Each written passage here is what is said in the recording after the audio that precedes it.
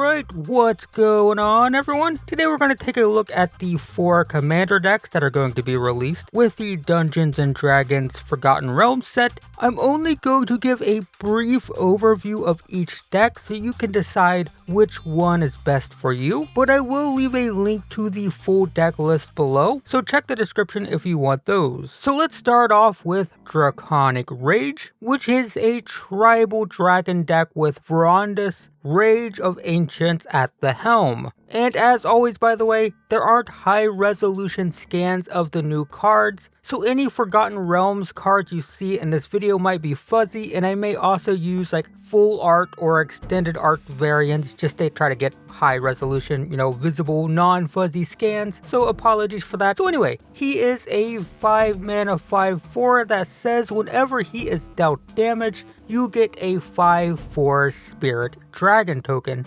The token will get sacrificed when it deals damage, but worry not, you can produce a ton of these with Verondis' second ability, which says he will deal 1 damage to himself whenever you roll a die. So roll dice, ping your commander, get a 5/4. And fortunately, this is optional, so you don't have to worry about accidentally killing your own commander. You can choose not to ping, but the idea is you want to roll dice, ping your commander, and build an army of 5/4 dragons. So you'll be rolling dice. You get things like Chaos Dragon, Component Pouch, Sword of Hours. All of these let you roll dice repeatedly. The dragon forces everyone to roll, and whoever rolls the highest can't be attacked by the dragon. So 1 player per turn will be protected from the dragon.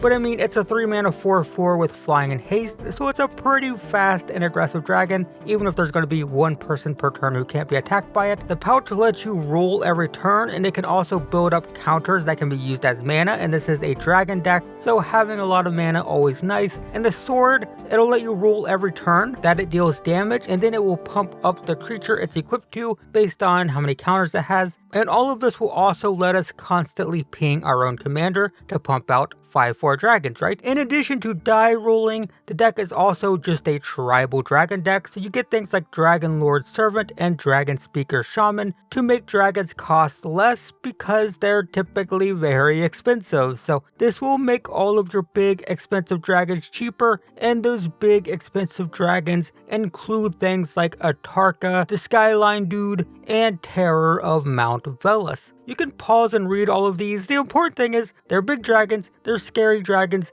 they do big explosive fiery things that, they kill people, they're big and they're very expensive, but they will be made cheaper by Servant or Shaman or, the Component Pouch to add mana, stuff like that. The deck isn't just all big, giant, scary dragons though. There's actually a lot of really cool synergy happening beneath the surface. So like, for example, Dragonborn Champion. This is a new card, which is why it's really fuzzy, sorry about that. But it says whenever a source you control deals 5 damage to a player, you draw a card. Now this already works well with your commander, right? Because your commander puts out 5/4 dragons, so it's perfect. The tokens that your commander puts out have 5 power that will trigger the champion to draw cards. So that's already pretty good. Plus dragons in general, they have evasion, they typically have 5 or more power, so there's tons of ways to draw cards already. There's also a ton of dragons that have alternate ways of just incidentally dealing 5 damage, like Demanding Dragon, Scourge of Vulcus, Balgard Hellkite. The Demanding Dragon could deal 5 damage to someone if they don't have a creature to sacrifice or if they don't want to sacrifice. The Hellkite will just deal 5 damage when it enters. The Scourge, it depends on how many dragons you have, but it can also deal 5 damage. Alternatively, if you don't have a lot of dragons, you can use the Scourge to,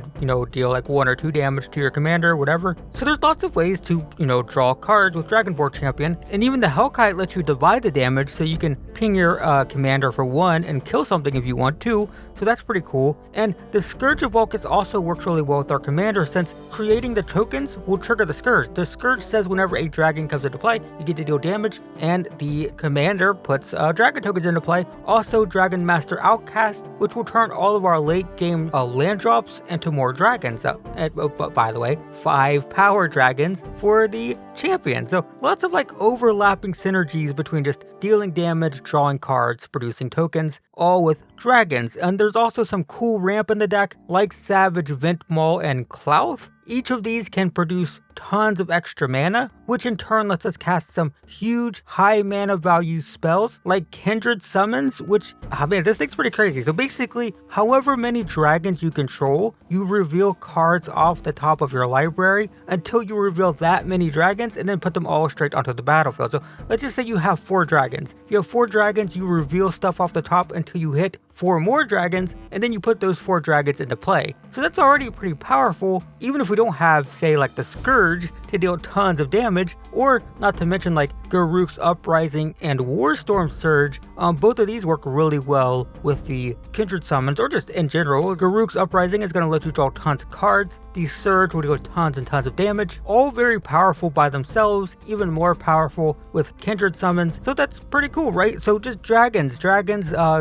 flying, scary dragons, 5 power, draw cards, create tokens. That's the idea. There is plenty that we don't have time to talk about. There's ramp, so we can get these dragons out faster. Plenty of dragons we didn't have time to talk about, not to mention some incredibly powerful cards like Gratuitous Violence and Rishkar's Expertise, because those can both be pretty devastating. But basically, this deck is a Gruul, Smashy, McSmashy face, giant fire-breathing dragon deck. That's the idea behind Draconic Rage. Maybe that's your deck. Next up is Planar Portal with Prosper Tomebound as the commander. Prosper allows you to exile the top card of your library every turn, and then until your next turn, you can cast it. He will also give you a treasure every time you cast something from exile. So that's what this deck is all about. This deck is all about casting stuff from exile. Not only does your commander enable you to do that, but so many other cards allow you to do it as well. And because you're constantly generating treasure tokens, you can just cast more and more cards off the top. So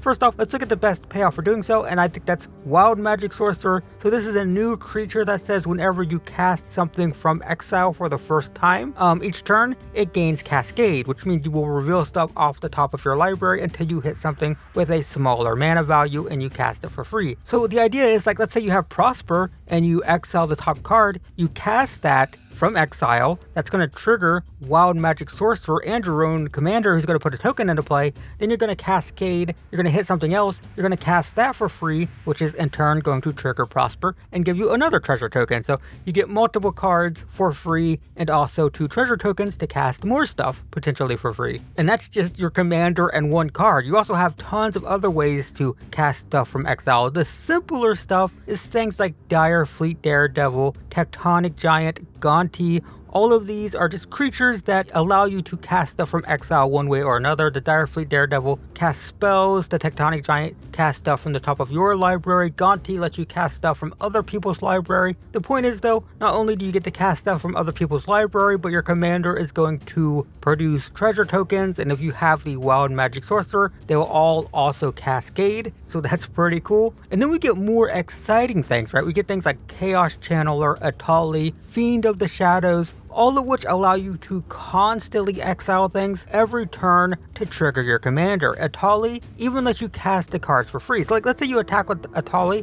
you could get lands, but let's just say you get 3 cards. Not only do you get to cast those 3 cards for free, but you get 3 treasure tokens to cast other stuff. Maybe you have Atali and Chaos Channeler, so you get to cast stuff off the top with Atali, but then those 3 treasures will help you cast whatever you got with Chaos Channeler, which by the way will also produce a treasure token. So that's the idea, right? You're just like constantly chaining stuff from exile, from the top of your deck, from the top of other people's deck, all of it giving you treasure tokens so you can continue to just cast stuff, casting and casting and casting from exile, getting more treasure tokens so you can just keep casting stuff. The name of the commander is Prosper. You're going to be prospering, that's the idea, because you're just going to have constant gas and constant mana, hopefully. So I don't want to go over every card in this video, but there are tons of cards in this deck that cast from exile to just keep all of this going. You get like Izzet Chemister, Dream Pillager, even the huge splashy Apex of Power, which does cast from exile. So, it's just tons of ways in this deck to cast stuff from exile so you can just keep chaining stuff, getting more mana, getting more free spells constantly. That's the idea. And even your removal synergizes with the deck.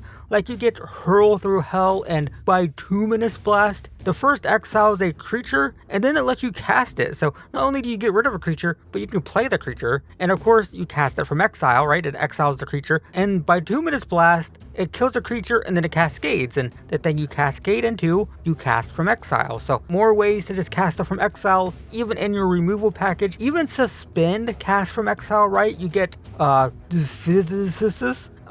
and it casts from exile too. Rebound as well. Rebound, cast from exile. So a good example of a rebound spell in here is Fevered Suspicion. This is new and kind of crazy. So it basically does an Atali. You exile stuff off the top of everyone's library and then you get to cast them for free. The difference is it will ensure that you get a spell. It won't count lands. If they hit a land, you keep going until you get a non-land. So you're guaranteed to get 3 things off everyone's library. Then it exiles itself and it rebounds next turn, and that rebound will be cast from exile. If you cast it once with your commander, you will get 3 treasures when you cast everyone's stuff if everyone's still alive. Then it will rebound, you'll get another treasure when you cast it from exile, and then 3 more. So it'll give you 7 treasure tokens by itself if you have 3 opponents. So that's pretty crazy. And another cool thing you can do with treasure tokens, if you don't need them for mana, you get Grim Hireling, which allows you to sacrifice them to kill things. So there you go. You get more removal, more synergy. You just use your treasures to kill stuff. That's pretty cool. So there is, of course, tons of stuff that we don't have time to talk about. There's actually like this weird minor token sub-theme. So there's that. It's a Rakdos deck, so expect tons of solid removal, of course. And there's some big, beefy battlefield duders that I know, they're fun, but I don't have time to go over all of them. But for the most part, you're going to be casting stuff from exile. You're going to get tons of extra value for doing so, and hopefully you just never really run out of gas and constantly have tons of mana. So that is the Planner Portal deck in a nutshell. Next up is the deck that definitely wins for having the coolest name, Dungeons of Death. The commander is Sephras of the Hidden Ways, which says whenever a creature is put into your graveyard from anywhere, you get to venture and do a dungeon. Now, if you aren't familiar with this, as dungeons are a new mechanic, these are dungeons. You start at the top, and each time you venture, you make your way down, choosing your path until you complete the dungeon and getting all of the abilities as you go down. So with your commander, you'll be venturing every time a creature ends up in your graveyard from anywhere. If a creature dies, you venture. If you discard a creature, you venture. And then every single time you complete a dungeon, you get to reanimate a creature to the battlefield. So you see what's happening, right? We're basically an Esper reanimator deck that's going to be venturing into dungeons and then reanimating at the end of those dungeons. So first off, let's talk about dungeons. We have Midnight Pathlighter, Phantom Steed, and Radiant Solar, all of which let us venture in different ways. Pathlighter ventures whenever a creature you control deals combat damage to a player,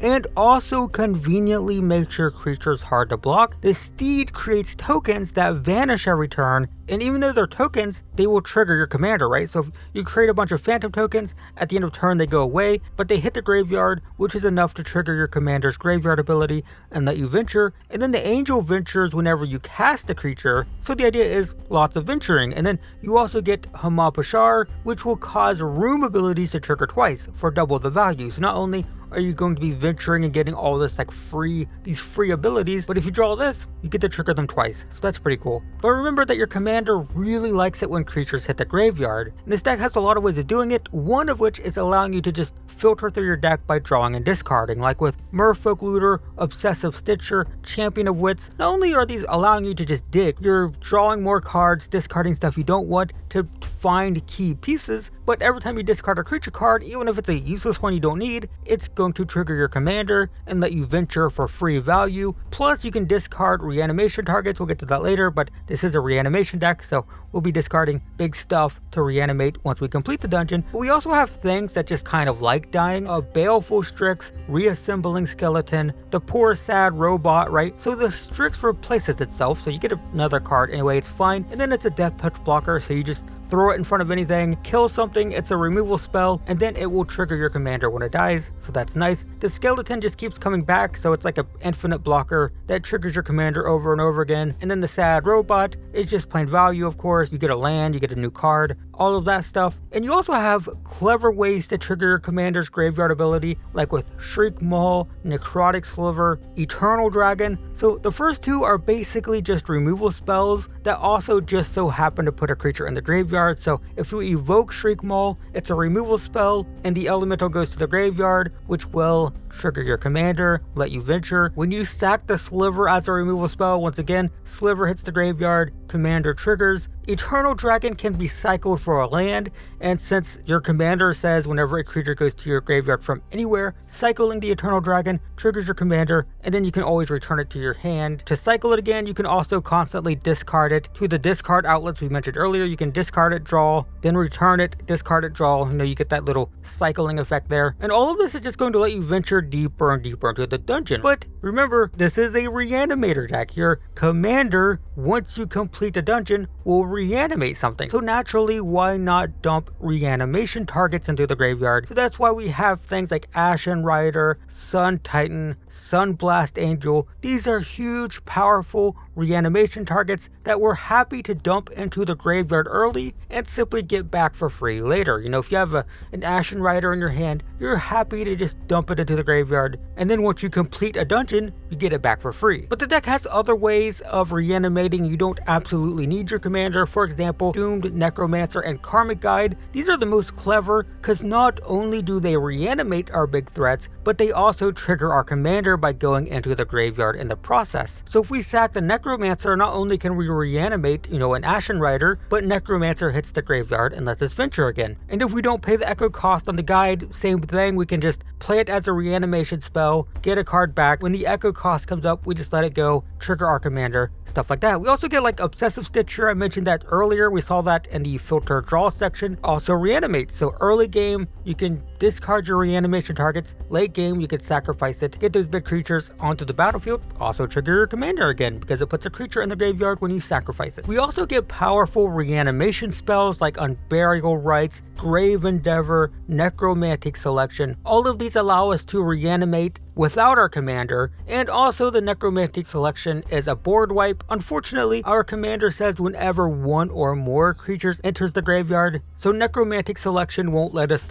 venture 10 times or whatever, which is really too bad because that would be crazy, but probably a little bit broken. But it's a board wipe the board, get a big creature back. There is of course plenty we don't have to talk about. As always, we have more ways to venture. We have some spicy creatures that do some cool things, not to mention some control magic because we're an Esper, so of course we can control the board. But basically, we'll be drawing tons of cards, we'll be venturing into dungeons and reanimating some big creatures. And if that sounds like you're a thing, then perhaps you should venture into the dungeons of death.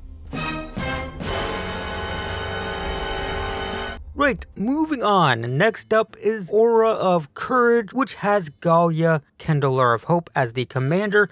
She lets you look at the top cards of your library, and then you can cast auras and equipment. And the equipment, most notably, will get equipped for free if you cast them this way. So if you haven't figured it out, this is an aura and equipment deck. So starting off with the equipment, it has a few staples you may recognize: Basilisk Collar, Swiftfoot Boots. These are popular, you get the idea, you've seen these before. The boots give hexproof, so you don't have to worry about whatever is wearing all the equipment. If you have the boots, it's got hexproof, it's not gonna die to a removal spell, so that's good. You also get Robe of Stars and Winged Boots, two new cards that also help you protect the creature that's enchanted and equipped. The robe will let you phase out the creature if it's hit with a removal spell, and the boots give ward. So just ways to keep your equipped creature alive. And that's always nice, but if you want power, you do get things like Sword of Hours, Behemoth Sledge, Argentum Armor.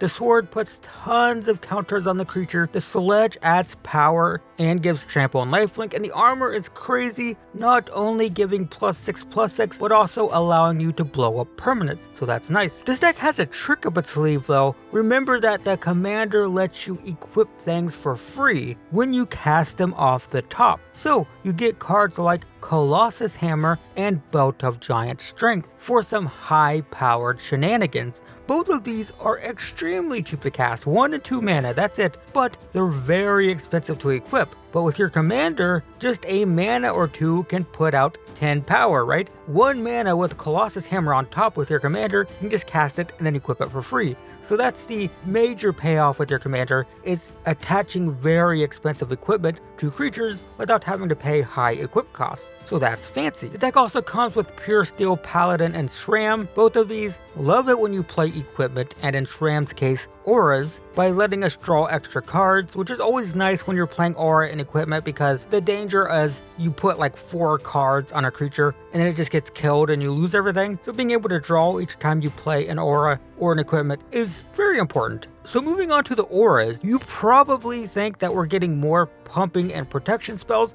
and you're partially right, because we are getting like Shielding Plaques, Eel Umbra, Verdant Embrace. The first 2 protect the creature, Eel Umbra because it gives totem armor, and then Verdant Embrace, a pumpy green enchantment that puts out tokens. So yeah, this is what you're probably expecting to see, but we actually have some things that you might not expect, because we're getting Wild Growth, Utopia Sprawl, and Fertile Grounds. These all ramp, well kind of. The first ramps, the other 2 color fix in addition to ramping, but more importantly, they're auras. So you can cast them off the top of your library with your commander, so you can actually produce a lot of mana and, draw some cards as well. And not only are we ramping, we also get removal in the form of Imprisoned in the Moon and Kenrith Transformation. The first one turns any threat into a land. For the big creature you don't like, you imprison it in the moon and it becomes a land. And the second turns any big, massive, scary threat into a 3/3 with no abilities, and also you get to draw a card. And both of these can be cast off the top of your library with your commander. You even get a curse, which is going to incentivize everyone else at the table to attack the cursed player so they can draw, and it's technically an aura, so that's fun, right? Not what I was expecting when I saw the commander. You do get some of the stuff I expected. You get like Rancor, you get Griff Spoon. This is what I was expecting, but I wasn't expecting aura ramp spells and aura removal spells, but there you go. And also there's technically some big splashy exciting auras. Don't worry, you still get things like Mantle of the Ancients. When you play it, you get to bring back every aura and equipment from your graveyard to the battlefield. Yes, to the battlefield, not to your hand, and they all attach to whatever you played the mantle on. So basically you play this and just, kablamo, big, giant, massive threat. And remember that you can play it on something that was already in play a turn earlier, so it could be a surprise, right? Like you're sitting there with a 1/1 that's been in play for a couple turns, and then Mantle of the Ancients, throw everything from your graveyard onto it, suddenly it's massive. So that's pretty cool. And of course, you'll be attaching all of these auras and equipment and stuff to stuff that likes to be attached to. Catti-brie gets huge when it's equipped. Kodai Selkie can draw 1 billion cards, literally 1 billion. I counted billion cards. Crazy, I know. And Storvold protects itself and the rest of your board, giving everything ward. And all of these, kind of work well with auras and equipment. And there's plenty more that I don't have time to go over, like how valuable some of the reprints are. These are pretty cool. Look at that. Neat. The deck also has a ton of deck manipulation because it really likes having auras and equipment on top, right? So if you don't have an aura and equipment on top, if you have like a land on top, scrying is always nice. Scrying to get auras and equipment so you can keep playing stuff is actually very useful. So lots of scrying in the deck. And you also get some cool creatures too that do some neat things, and you can pause and read them. Pretty cool stuff, but the general idea is you'll be playing lots of equipment and auras off the top of your deck. You'll be drawing lots of cards, of course. I feel like every deck does that now. And hopefully you'll be building a massive threat that the other players can't touch, so you can bash them down one at a time. That's apparently how you kindle hope in Forgotten Realms. That's interesting. But again, there you go, guys. That is all 4 decks in the Dungeons & Dragons Forgotten Realms Commander set. Let me know in the comments which deck you're most excited about. But in the meantime, I hope this video was helpful. Again, link in the description to the full deck list if you want to check those out. But for now, guys, thanks for watching. I'll see you in the next one.